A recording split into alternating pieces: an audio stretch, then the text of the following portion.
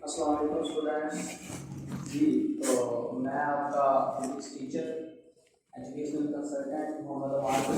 आज हम आपको वेलकम करते हैं सेंट्रल लर्निंग सिस्टम में, जहाँ पे हम chapter number 2 vectors and equilibrium की बात कर रहे थे। तो वहीं मैं अपने इस लेक्चर को आगे लेके चल रहा हूँ, जहाँ पे आप लोग आज एक इम्पोर्टेंट टॉपिक टॉर्क को डिस्कस करने वाले हैं जी। तो टॉर्क क्या है? अर्ली स्टेजेस पे भी हम लोग टॉर्क को डिस्कस करते रहे हैं कि व्हाट इज टॉर्क। आज यहाँ पे कुछ डिफरेंट होने वाला है, torque and what is torque on a rigid body. तो ये एक हमने इसमें इजाफी बात की है कि रिजिड बॉडी के ऊपर टॉर्क क्या होता है और रिजिड बॉडी क्या होती है। ठीक है, this is a rigid body. तो सबसे पहले बात करते हैं टॉर्क की। What is torque? The turning effect of force. क्या? Turning effect of force. क्या होगा अगर हम फोर्स को एक सर्कुलर शेप में एक्ट करवाएंगे? आमतौर पर हम जिंदगी में बात करते हैं, एक ब्लॉक को हम लोग फोर्स लगा रहे हैं तो वो किसी एक्सिस में चल रही है, चाहे वो एक्स में चल रही है या चाहे वो वाई में ब्लॉक मूव कर रहा है। लेकिन क्या होगा अगर हम लोग फोर्स को एक सर्कुलर वे में टर्न करवाएं? तो सर्कुलर वे में टर्न करवाने का मतलब है torque. The turning effect of force is called torque. तो टॉर्क के लिए हम लोग पहले से एक फार्मूला डिफाइन किए हुए थे, torque equals to r cross F g. तो टॉर्क का जो डिपेंडेंस है, एक तो फोर्स की मैग्नीट्यूड पे है और दूसरा मूवमेंट आर्म पे है। What is movement arm? We will discuss further this, but here we know to completely define torque and how it physically acting। ये मैंने आपके सामने दरवाजे का हैंडल बनाया हुआ है, ये इसका सेंटर है।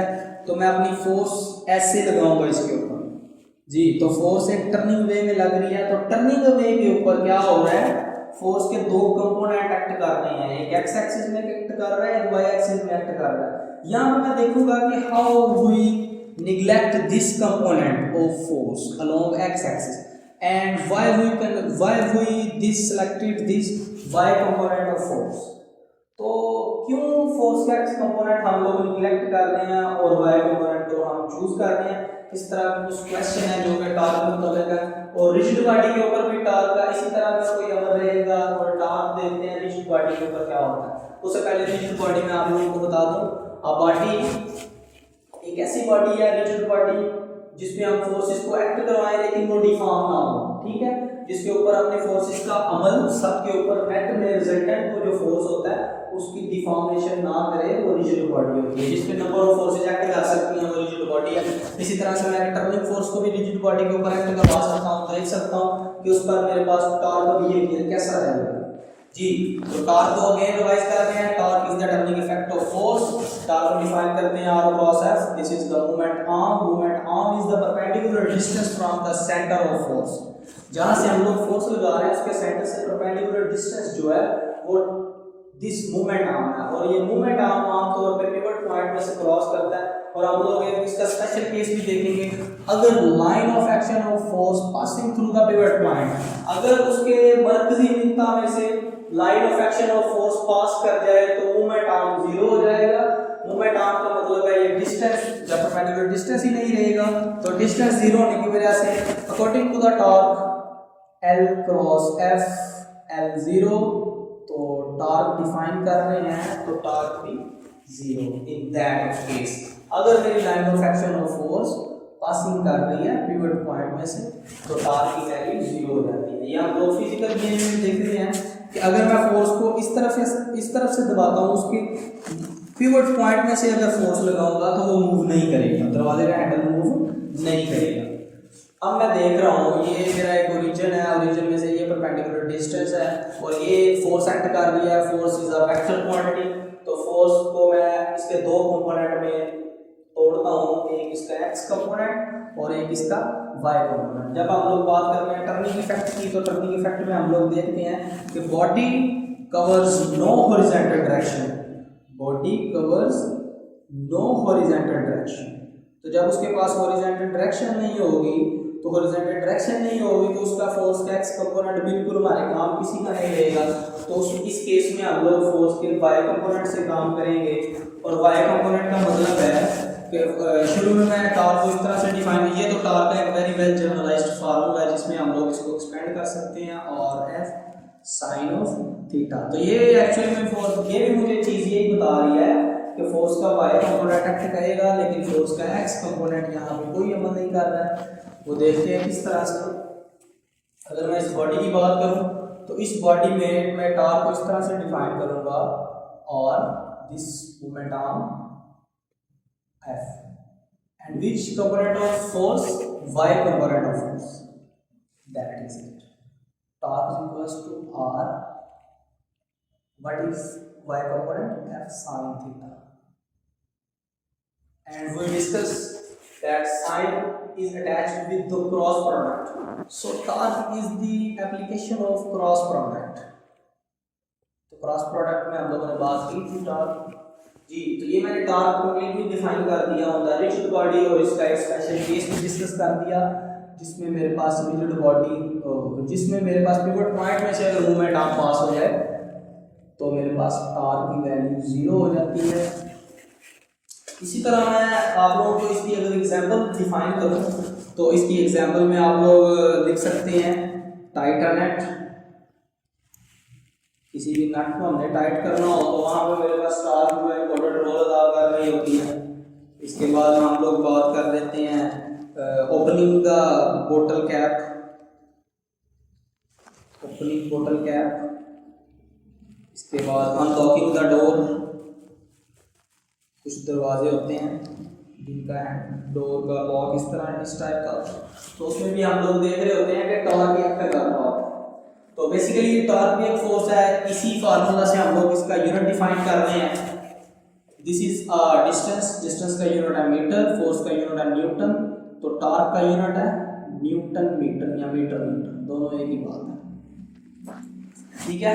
तो इस केस में मैं डायरेक्शन ऑफ टॉर्क इस तरह से डिफाइन करूंगा, because force is the vector quantity, तो torque is also vector quantity, लेकिन मैंने टॉर्क की मैग्नीट्यूड एंड अदर थिंग्स को डिफाइन कर दिया। लेकिन ये देखना बाकी है कि टॉर्क की डायरेक्शन किस तरह से होगी। टॉर्क की डायरेक्शन वही एक नॉर्मल के अगेंस्ट में होगी जो कि परपेंडिकुलर होगा और एफ साइन थीटा।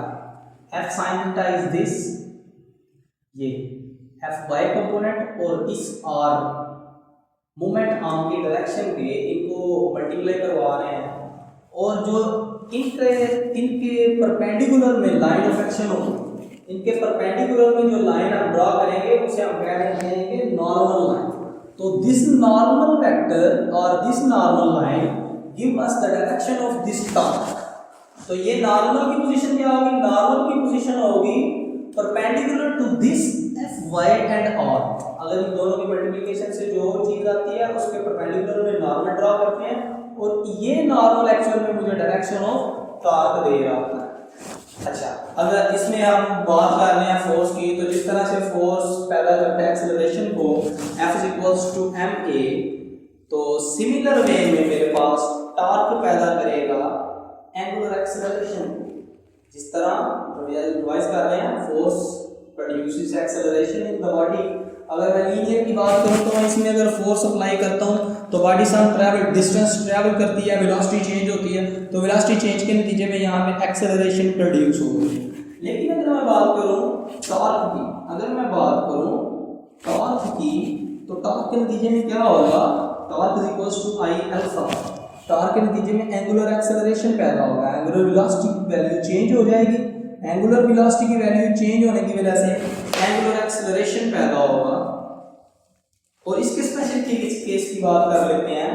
अगर angular velocity uniform angular velocity हो, यूनिफॉर्म एंगुलर वेलोसिटी, अगर किसी बॉडी को हम लोग इस तरह मूव करते हैं कि वो बॉडी यूनिफॉर्मली वेलोसिटी मूव कर रही है एंगुलर, तो उस केस में क्या होगा? जो हमारे पास अल्फा है, एंगुलर मोमेंटम प्रोड्यूस नहीं होगा, और अगर एंगुलर मोमेंटम प्रोड्यूस नहीं होगा तो हमारे पास टॉर्क की वैल्यू 0 आएगी, I alpha, and this alpha is 0, so torque is 0। अगर मेरे पास फोर्स प्रोड्यूस कर रहा है acceleration linear case, similar way में torque is the turning effect of force. तो ये टर्निंग इफेक्ट एंगुलर एक्सेलरेशन को पैदा करेगी। अगर एंगुलर एक्सेलरेशन स्पेशल केस है यूनिफॉर्म एंगुलर वेलोसिटी, अगर हम इसे यूनिफॉर्मली मूव कर रहे हैं तो इसमें एक्सेलरेशन पैदा नहीं होगा, ये एक्सेलरेशन कांस्टेंट हो जाएगा। दोनों केस में सिमिलर वे में एक्सेलरेशन की वैल्यू वैनिश हो गई, तो एक्सेलरेशन अगर वैनिश हो जाएगा तो ऑटोमेटिकली टॉर्क की वैल्यू 0 हो जाएगी। जी, तो ये मैंने आज का आप लोगों के सामने वेक्टर एंड इक्विलिब्रियम का स्पेशल यूनिट था, इम्पोर्टेंट टॉपिक था टॉर्क। तो टॉर्क के ऊपर हमने बात की, टॉर्क क्या होता है, किस तरह से इसकी डायरेक्शन को मेजर करते हैं, इसके यूनिट्स क्या हैं, इसकी स्पेशल केस क्या है, किस किस सूरत हाल में टॉर्क 0 आ जाता है। तो दो कंडीशन में टॉर्क 0 आ जाता है, जब line of action of force pivot point में से क्रॉस कर दिया और जब एंगुलर एक्सेलरेशन की वैल्यू 0 हो जाए। तो इन दोनों केसेस में टॉर्क 0 हो रहा है। और टॉर्क का हमने देखा है कंपोनेंट किस तरह से बदलता है, टॉर्क का कौन सा कंपोनेंट चाहिए, कौन सा नहीं चाहिए, और एक फिजिकल एग्जांपल के साथ हमने इस चीज को डिफाइन किया है। इंशाल्लाह नेक्स्ट वीडियो में नेक्स्ट लेक्चर के साथ